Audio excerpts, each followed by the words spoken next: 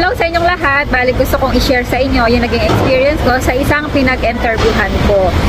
Bali kung halimbawa pupunta kayo dito sa Madrid, Spain, kailangan yung gawin talaga. Mag-join kayo sa lahat ng mga group, Facebook group dito sa Spain para makakatulong sa inyo yan ng malaki dahil marami tayong mga kababayan na nagpo-post sa mga group na yan na may mga available silang trabaho. Ang gagawin nyo ay mag-message lang kayo kung ano yung sinasabi doon sa post na makikita nyo sa mga FB group at mag-try din kayo na mag-apply sa mga agency dito sa Madrid. Mag-follow kayo sa mga page nila kasi malaking tulong yan. Kapag once na may nakita kayo na mga job hiring nila, mag-try kayo na mag-interview.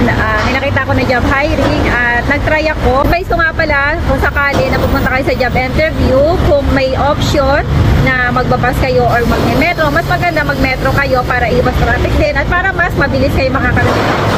Kasi based sa experience ko, dahil hindi ako familiar talaga, dahil hindi naman ako palagala, then nagbase ako sa Google. At sabi sa Google Map ay mas mabilis makakarating kung magbabas ako.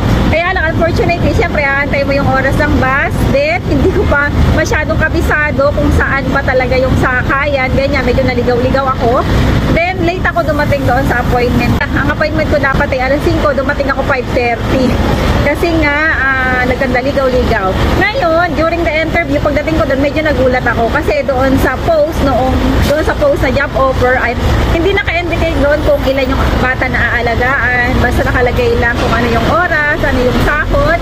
Then, pagdating ko doon, ay nagulat ako kasi ang bata pala na aalagaan ay twin na 1-year-old, parehong babae. Ang pagandahan lang doon ay napaka-friendly ng mga bata. Alam mo yung kahit first time kang makita ay talagang panay ang ngiti sa'yo.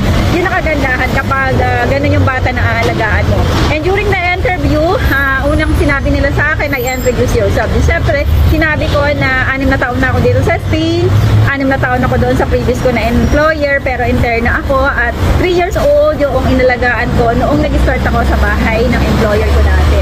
Then, ayun nga, tinatanong nila ako kung kaya ko daw ba na i-manage yung dalawang batang maliit na 1-year-old. Siyempre, kahit na kinakabahan ako, sabi ko oo. Pero sa totoo lang, during the interview, iniisip ko kasi that time na dumating ako ay pinapakain ng nanay yung kanyang dalawang anak. Sabi ko, paano ko kaya ito aalagaan? Kakayanin ko kaya? Paano ko makakalinis? Maliligot na yung mga baby. Siyempre, pag gising yan, mahirap ka talagang magtrabaho, lalo na dalawa. Okay lang sana kung isa.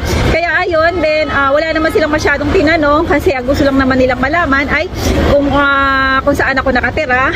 Then na-found out talaga nila na malayo ako doon sa place nila. Then yung employer, yung babae ay doktor, kaya inaalala niya kung ako daw ba ay makakarating sa tamang oras. Kasi nga naman meron sila parehong mag-asawa na parehong trabaho at mahirap kung sasabihin ko, may time na sasabihin ko na hindi ako makakarating o kaya ako ay late na makakarating. Syempre, disadvantage yun sa kanila dahil nga sila may kanya-kanyang trabaho, kaya ayaw nila na magkakaroon sila ng problema. Sabi na ko ng babae na kung pwede daw minsan during weekends ay pwede daw ba akong pumasok, pero syempre additional bayad yun kasi nga for example merong importante dahil na siya ay doktor, may call sa ospital na kailangan niyang puntahan, kaya tinatanong niya kung pwede daw ba akong pumunta. Yun. Kaya lang, unfortunately, ay hindi nga ako doon natanggap, di ako tinawagan. Then nalaman ko na, kasi nabasa ko, may pinost ulit na ganun pa rin. Ibig sabihin, kahit nung time na nagpunta ako doon para sa interview, ay meron din mga nag-take ng interview, pero hindi rin natanggap. Kasi hanggang sa ngayon, ay kasalukuyan pa rin silang naghahanap. Ewan ko kung ano ba ang hinahanap noong mag-asawa. Siguro doon sa mga kasamahan ko na nag-interview doon sa amo na to, ay wala silang, hindi sila konbinsido doon sa qualification na meron kami.